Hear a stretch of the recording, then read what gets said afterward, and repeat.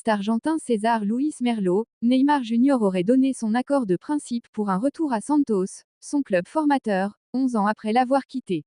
À 32 ans, le meilleur buteur de l'histoire de la Seleção, actuellement en convalescence après une blessure, serait prêt à revenir au Brésil.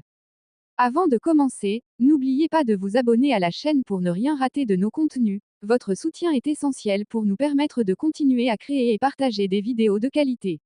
Un petit clic, et c'est parti.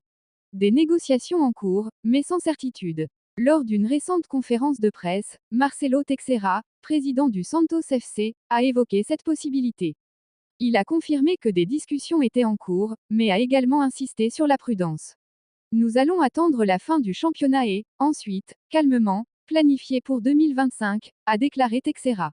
Malgré les démentis de l'agent de Neymar, Teixeira a laissé entendre que cette option restait ouverte, bien que conditionnée par de nombreux facteurs externes. Un joueur marqué par l'histoire de Santos.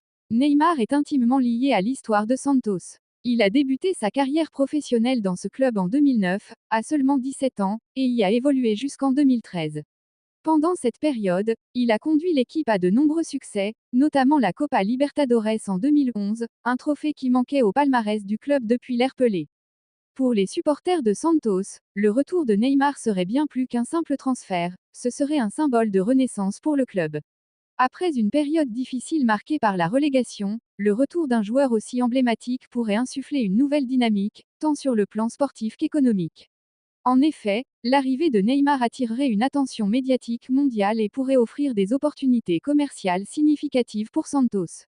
Cependant, plusieurs questions restent en suspens. Neymar, à 32 ans, est-il prêt à revenir dans un championnat moins compétitif comme la Serie A brésilienne, alors qu'il évolue encore dans des clubs ambitieux comme Al Hilal?